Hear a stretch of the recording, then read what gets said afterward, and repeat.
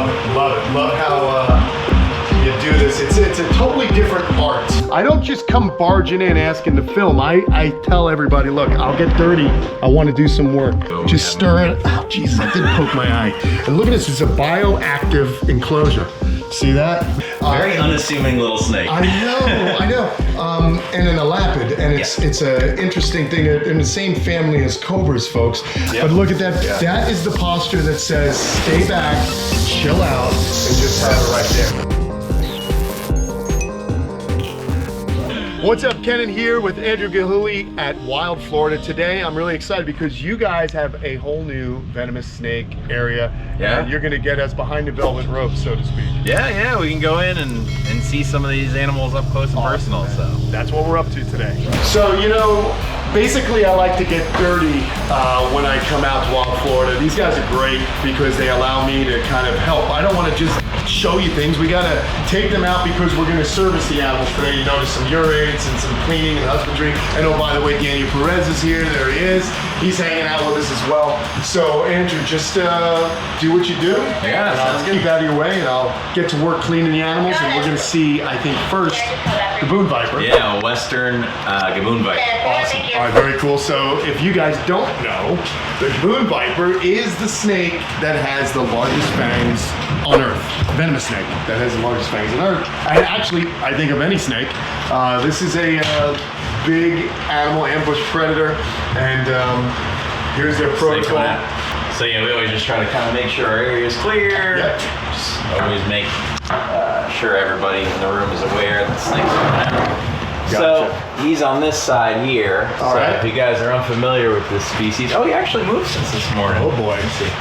Did he? Now look at that leaf litter. I love that you guys have the leaf litter there. Yeah, it's amazing. So these snakes have such excellent camouflage, and when he's out of this exhibit, many people may think he sticks out like a sore thumb, but we'll literally have people be staring in here and not even be able to find him.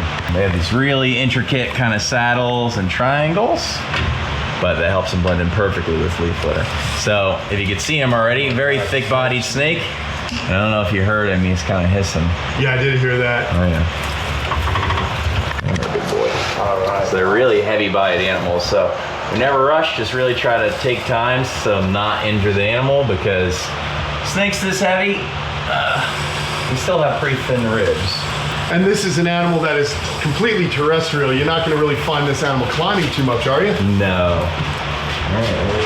Love it, love it. Love how you do this. It's a totally different art when handling the venomous reptiles. It's a totally different protocol than what I'm used to, and it's fun for me to come out and get a little bit more experience. We've done some venomous work with our friends at the Reptile Discovery Center. Carl. Yeah, it's amazing people, and so it's cool that we can give you guys a real world, proper way to see how the professionals do this. But yeah, and just, you know, snakes looking at me, amazing, and they do, you know, they are related to rhino vipers, are they not? Yeah, so the genus Vitis includes these guys, puff adders, rhinos, and then it actually includes the smallest of the venomous snakes too. There's some little dwarf Vitis that only get like that. Really? Yeah, because I'm just looking at the gaboon. He's got some rostral projections there. Yeah. And that's really, I mean, it's such a cool thing. In fact, I'm going to risk it here, Matt, because I don't want Matt to get nailed, but I am going to go ahead and extend this a little bit so you guys can kind of check out those rostral horns. It's just a very unique looking animal, and again, you can see that body plan that it possesses, right? Just ambush predator. Look at how good, but you know, the thing with the gaboons, you know, I've seen these often in private collections. I think the reason you love the people want them is the wow factor of the fangs, but also the colorations are really, they're impressive. Oh yeah, that's like one of the coolest patterns you'll see on any snake. And again, it's amazing that when it's out in the open, such an intricate looking animal, but just excellent camouflage. Whenever there's exhibits that are heavily planted and have leaf litter, you just walk right past it and never even know there's a snake. But that's the thing, you know, it's so funny because the challenge with reptiles a lot when displaying reptiles in a public situation is a lot of the times they are so cryptic, and in order for them to feel secure, they have to blend in. Yeah. So sometimes people will get a little frustrated. I don't see the animal. I don't see the animal. But that's, for me, always been part of the fun when you go to a reptile exhibit. Can I find it? Where is it? And usually it is in plain sight. Yeah. Just chilling out. So that's really cool. Awesome. Now, what do we got to do with this enclosure? So we'll put this guy in a more safe spot. Yeah, I don't want to be reaching over the gaboon trying to get his boots out. Yeah, you can hear him though. Yeah. All right, so again, we try to be nice and gentle because they're very heavy bite snakes. So gaboon vipers are actually the heaviest venomous snake, I hear you, in the whole world. They're not the longest, so this is still, it's an adult size, but not huge. They can get 6 foot or so, but about as wide around as a telephone pole. So with all that weight, you gotta be kind of careful. But yeah, this guy has some urates. So let me get a little ladder here. You want a glove? I guess. I'm not afraid of urates. Is it protocol? No. Oh, I don't care. I'll just grab the urates if I can see them. You got a little. Here's a little step stool. Oh, thank you. Yeah. And I saw it right up here. See, kind of I just see that little pile some right pellets there. and stuff like that. So you see, guys, I don't just come barging in asking to film. I tell everybody, look, I'll get dirty. I want to do some work. So look at this. We got some urates, and it looks like we also have a little it might be some fur in there. Oh, yeah. Yeah, the fur's flying over here today. This hat's no bueno for getting inside the enclosure. We got to get streamlined. Andrew and I are both streamlined men. There you go. Oh, look, there's one right there. I'm just kidding. How you doing, pal? All right, let's grab. We're going to get a little bit more of this substrate. I don't know. It might be kind of fun to... you never know where Kamp Kenan's going to pop up next. Cleaning poop out of an enclosure. So come on out, Wild Florida, because you may be in here soon. Oh, this is kind of sketchy. There we go. There's a lot of eye poking. Yeah. I'm gonna lose. I'm not worried about the snake so much as my eyeball. There's that. I think we look pretty good, guys. But you know what I want to do? Just because I'm an OCD reptile guy, I'm gonna go ahead and just brush the substrate around a little bit. That's okay? Yeah, we always do. Just stir it. Oh, Jesus, I did poke my eye. I'm sorry, buddy. They're right there. Yeah, never mind the latex gloves. I need safety glasses. I don't have, jeez, all that bike riding landing on my head. Said I like to get in here and mix up the substrate. Just kind of give it a good push. Yeah. I need goggles and a face mask. These guys are having fun, man. Watching me mess things up. Exactly. So a lot of my viewers, they love to figure out, or they always ask, how do you become a zookeeper? How can I get involved in this? Here are 2 zookeepers right here. Why don't you let them tell you? How'd you get started, Andrew? So my first jobs were always in pet stores in New York, and just kind of stayed with it. I ended up getting some experience, some experience in the private sector. Give me that brush, Daniel. And from there, I got my first job at a facility here in Florida, just because of having a little experience. So I was there for about 4 years, 3 or 4 years, and then I moved over to Central Florida Zoo. Okay. I ended up working there for about 3. I became a senior keeper there, and then I've been here for about 5 years. Awesome. Where in New York you from? I was born in Peekskill. I know where Peekskill is. Nice. Are you kidding me? Right up the Hudson. Yeah. Come on, dude. And then I moved down from Wappingers Falls, so Dutchess County. Cool. Very cool, man. I'm gonna put this back in here. I like to go ahead and do a little swirly around it. This Might take a couple of those. Yeah, no worries, man. See that, guys? I'm here to work, okay? That's why I like coming to Wild Florida. I don't want to just, take a gander at things. I'm gonna get dirty, man. This is how I get my experience. And look at this, it's a bioactive enclosure. See that? We got little caterpillars and things like that. These little guys, they actually help clean and keep the maintenance to a minimum. Very cool stuff. All right, I think we're good with water. All right, sweet. All right, let me grab this. Clean my hands off. Good as new. Good as new, no problem. The older a hat gets and more beat up, the better it looks. More character. Exactly. Yeah. My python bit this hat too. It's good. I don't know where. Maybe it's a different one, but it was neat. My big python Buttercup, she bit it. So I have like a tattoo on one of my hats.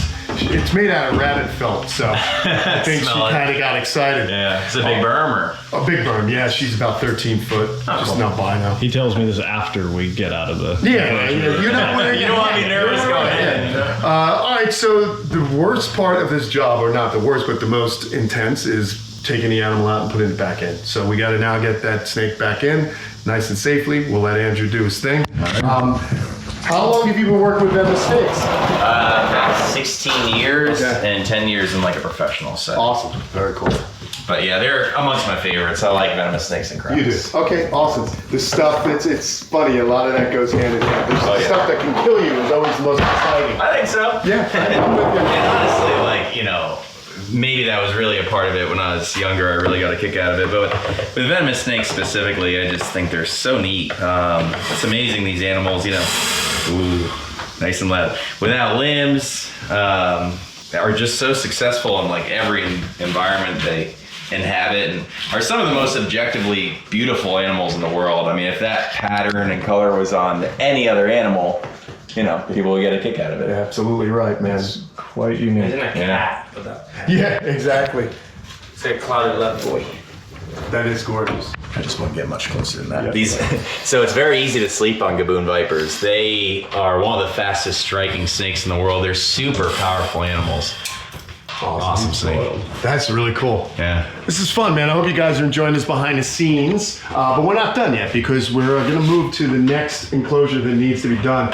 And this one is actually a snake I've handled before. I'm not going to handle it. I'm going to allow the regulations. I'm allowed to clean the poop. We're not going to be handling any venomous snakes, but that's okay because the next snake is the inland taipan, and kind of an amazing species from Australia, and it has quite the reputation, to be perfectly honest. Okay. So, one of the most venomous snakes on Earth, correct?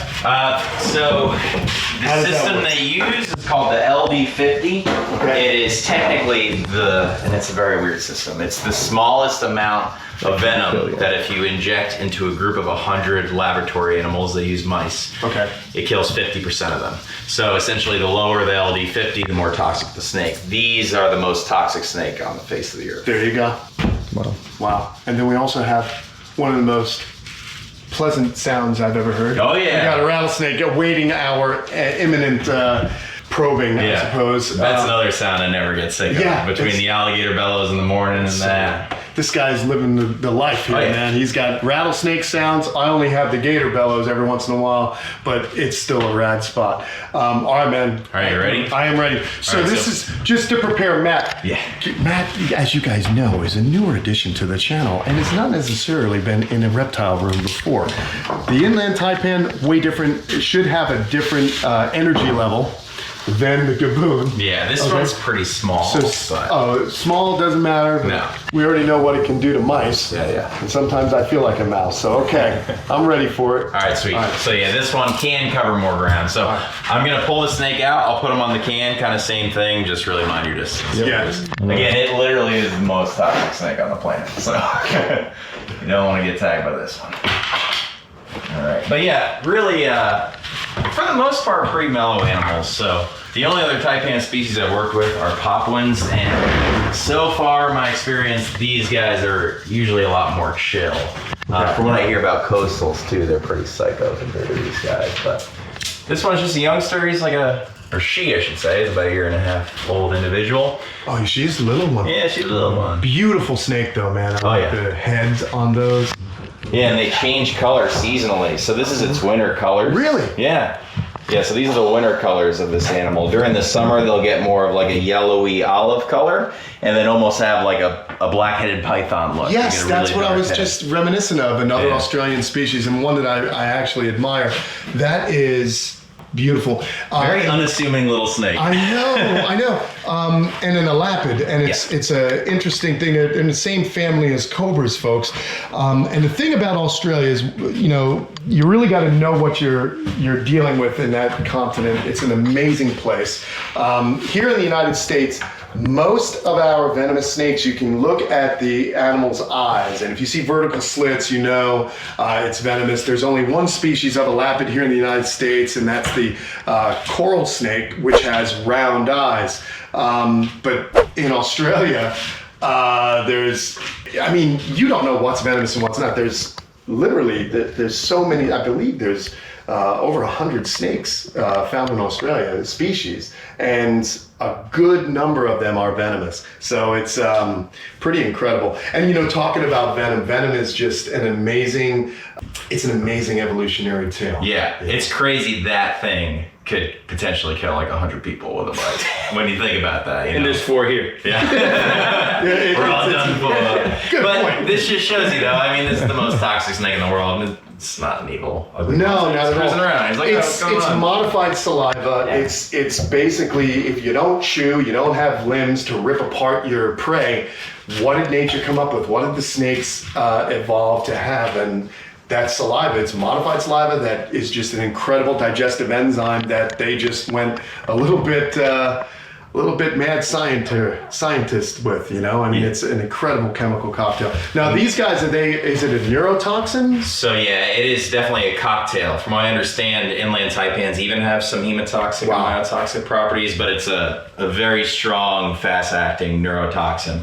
And the reason they're so toxic, these guys are from the arid red center of Australia where food is not abundant and they cannot miss out on meals. Okay. So, if something comes along its way that it wants to eat, you can't really afford to miss it. So Gotcha. that's why they've become so toxic. It's also really interesting. A lot of the prey animals will kind of gear the evolution of venom. So, even here in America, there's a lot of native mammals that are at least semi-immune to venom. Possum. Like possums and other stuff can at least handle small bites. Wow. So that kind of stuff aids in making snakes more toxic. They just keep evolving. Yeah, it's more like it's ways an arms around it. race between the prey and predator. That's really cool. That's all nature is, right? Yeah. I mean, human beings have to, it's an arms race for us to battle pathogens, you know what I mean? And that's why we're going off the track, but I love science. But, that's why sexual reproduction was such an advantage for species, because you're no longer a clone of your parent. So therefore, you don't have the same weaknesses of the parent. You have some of the same weaknesses, but some new strengths. And that's why it's between the battle. What can kill what? Yeah. You know what I mean? It's amazing. Science. Nerds. Anyway, back to the snake. What is the full size of an inland taipan? So about 5 foot on Okay. average. Yeah. So not a huge snake, but No. still, wow, incredible, beautiful snake, man. What do I got to do? I got to clean some poop again. So actually, we could check and see if this snake pooped, but this exhibit, like the snake room, is so new that we actually just got signs done today. So we're gonna we have like a little temporary sign in there. Oh, all right, let's so do we'll it. pull that down and Ah. we'll end up putting some good signage so everybody can appreciate these guys. Awesome, man. But yeah, we'll check and make sure. Oops, sorry, girl. Yeah, but she's make sure she super got nothing. nice snake. Yeah, super smooth, relaxed hand. Really? I did a semester abroad in Australia, and I was not allowed to attend classes until we took a class on the snakes and the spiders common on campus. That's pretty cool. There he is. I like that tidbit of information there. See that? Where in Australia was that? Townsville, Okay. Townsville. Queensland. Yeah, I've been there. Yeah. Or I was.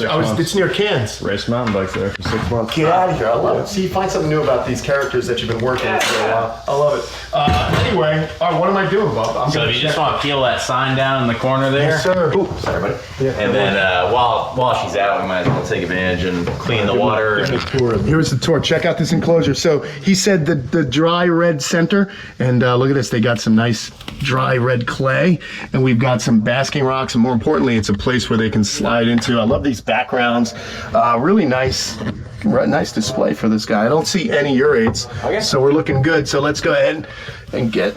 Oh man, I know it's very hard. It was very hard for me to hang that thing up. that's awesome. We're gonna get this thing out. All right, it's an inland taipan. I always think of Steve Irwin talking about those things. There you go. So, all right, where are you going? Oh, hey, looking up my nose. Any bats in the cave? Any bats in the cave? Awesome. Where's the new sign? So it's actually outside. We gotta screw it in. Oh, okay. All right. So that's it. I've done my job. Yeah. All right, let's load it. We'll change the water real quick. Oh, yeah, that's a good idea. She's out of here. All right, yeah, smart. Let's take advantage too. I love it, man. Yeah. See, this is great because we can log all this stuff, and if I want to get my snake permit, my venomous snake permit, I at least have some hours in there. So a lot of people ask me, why don't I have venomous snakes at the camp? For me, snakes in general, for me, I enjoy encountering them in the wild. Keeping snakes, I only have two. I've got Colin and Buttercup. It's just not as exciting for me personally. I love snakes. The other aspect of it is, I got two young children, and I just would hate to have any kind of escape or something like that. It's just a big, big responsibility that I don't feel I'm up for. Now, 12-foot alligator, no big deal. That's easy because you can see the alligator a lot easier. Sure. If it ever got loose, I could probably find it quicker. So for me personally, I just don't want to do the venomous snake thing because day in, day out, how often are you handling these snakes? So pretty much every day I'm here, there's at least something to be done. Yeah. And then I keep snakes at home. Okay. Go out and try to find snakes. So I'm around venomous snakes a lot. Have you been envenomated before? No. Yeah. Good deal. All right. What does that mean, to get a tolerance? No. You We actually get had bit. venom. Oh, got it. Injected. Yeah. All right. So we're good there. Snakes in there? It's in that one. In that one. Okay. Yeah, we always put hooks on top of the can, that Smart. way we know. And if they're in there for any amount of time, we even have like these signs where we can put them on here. That way, say if we ever need to soak one, if Right. we're stuck shit, Medication, everybody's aware. something like that. Awesome. Yep. Really cool. It's good to learn these little protocols because I know that the serious venomous keepers, even in their private enclosures or private residences, they do that same protocol. That is so important to be cognizant of what you're playing with every day. Not playing with, but working with. And to be perfectly honest, I'm ADD as hell. And that's part of the reason I don't keep them, because I make a mistake. And so I just don't want to keep them. I'm honest with Fair myself. enough. Yeah. Alrighty, so put this girl back. Snake coming out.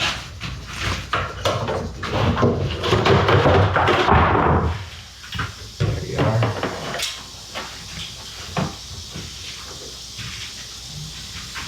Yeah, she's very calm for the most part. They're definitely way more cluey than a lot of the other venomous snakes, though. Say that again? They're a lot more cluey than a lot of venomous And snakes. cluey- Very clever. Okay. Just for example, whenever you're pulling mambas, they kind of think about the next step. That's one of the reasons I love mambas so much. They just don't want to leave their enclosure, so they'll figure out a way to try to wrap their head or tail around something to just kind of hang on in there. And this is a totally different acting animal. She's terrestrial, but she kind of knows to do the same thing. She's gonna try to put her coils behind a rock so I can't reach her.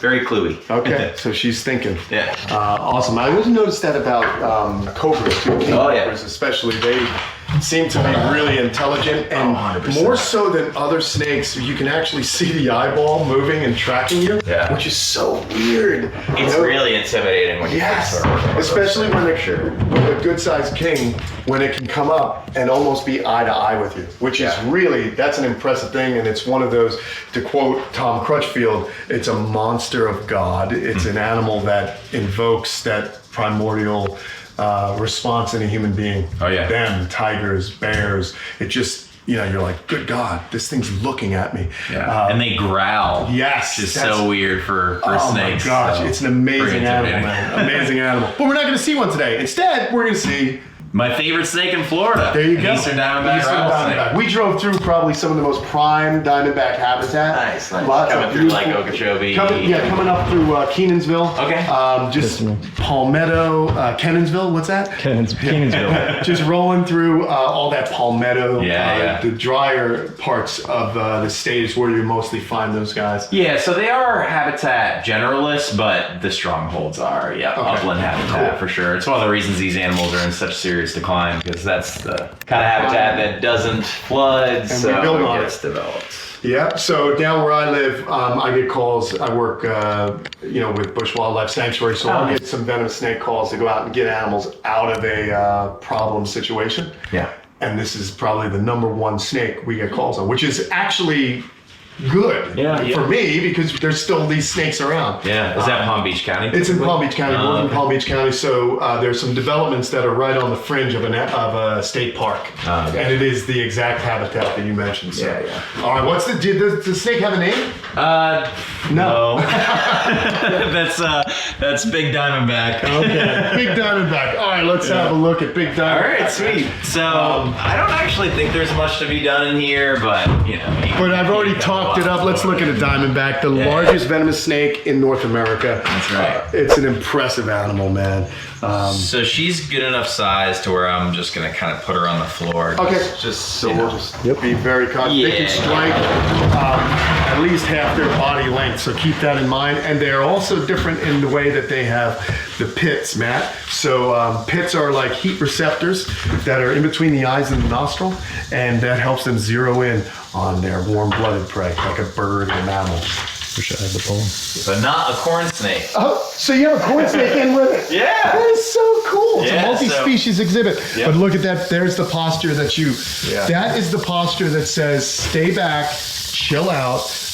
It is not something you want to encounter or press. But you know what, Andrew? Isn't that the greatest thing for a venomous snake to have and do? It's got a warning system. Oh, 100%. It's telling you what not. I don't want to mess with you. Please leave me alone. Unfortunately for this snake, it is going to get pulled out. But I love this habitat, man. You have the pine, you got the sand. It's literally like you just took a little section of Central Florida. Yeah, well, you were just driving through. That's what we aim for. Yeah, this It's is kind really of same right next door. We have a canebraid rattlesnake with a gray rat. So, Another beautiful snake. Yeah. but yeah, we'll get you a little closer look. So Cool. Love it. this one I actually don't trust fully because he's so foody. This little corn snake. Oh, there's. Pole. What's the matter, Matt? I wish I had the pole. Oh, Matt wishes he had the pole. Yeah. Well. Push it right into the container. Yeah. There he goes. Here she is. Oh wow! Look at her go. So this Yeah, is such an awesome animal. It is. It's probably one of the world's coolest venomous snakes, and we get them right in our backyard. Yep. That is awesome. That is really cool. I'll tell you what we're gonna do. Yeah. We're gonna go for a little ride. Don't hit the record button. Yeah. No, go on the other side. All right. Let's see. We're gonna get a little closer for you, and just have her right there. So that's beautiful. Thanks to Daniel Perez for the really cool snake hook or grabbers. Wow. So what do you want me to do? Around it. Oh, he wants to go around it. All right. We're going to go around. So that is, now you see how the tongue is flicking too, friends? When that tongue is going up like that, like curling up, they are really in an agitated state. So this is just showing you a little of those nuances. When people say, snakes don't show you how they feel, you just need to learn how to, in fact, read that body language. Oh, for sure. Yeah, that's pretty cool. They really are all individuals. This individual is very defensive. Seen some diamondbacks that are just so mellow, just like people. We all be a little different. But yeah, she's just nervous. She's not sure. She has a good reason to feel fear of people. Absolutely, that we're large, lanky, tall primates that could step on her or hurt her, and that's all she sees. I brought this up many times before, friends. There's a psychological term called umwelt, and it's how an organism perceives its environment. And so we're so used as people, bipedal, binocular vision, looking at things in this perspective. When you have an animal that has senses that we don't possess, it can interpret its world much differently than we do. And for all intents and purposes, we're like aliens to this thing. Yeah. So basically, it just wants to make it to the next day. So she's right there. She's feeling. She doesn't have to strike because we're not going into that zone of her comfort. And again, just to be this close, Andrew, it's always an honor to share that kind of space. But awesome, man. I guess I'll let you go ahead and get her set up. Well, I guess it looks like. So there's a lot of posturing, but no actual striking has happened. Awesome. Really, really cool. And the fact that we have a corn snake in here with us, so awesome, man. Yeah, guests are always so mind blown about that. Because again, it's just public perception of these animals are so skewed, you know, they just think, oh, they eat anything, but That is yeah, awesome. they're good roommates. Very cool. Very, very cool. Well, all right, we're going to say goodbye to the venomous snakes here in Wild Florida. I want to say thank you to Andrew and Daniel for allowing us to come on in here and hang out. Anytime, my man. Really, really cool. I appreciate it, man. Thank you so much. Pleasure. Daniel, Knuckles, thank you, sir. If you are in Central Florida or Florida in general, look up Wild Florida. Come and check them out. Beautiful facility and safari park. So lots to do for you if you're on vacation. Just go bug your parents to leave Universal and come on down to Wild Florida. I'll see you guys again on another video. Don't forget to like and subscribe and leave me a comment. Let me know what you thought of all the good information these gentlemen gave us today. See you soon. Take care. Bye, guys.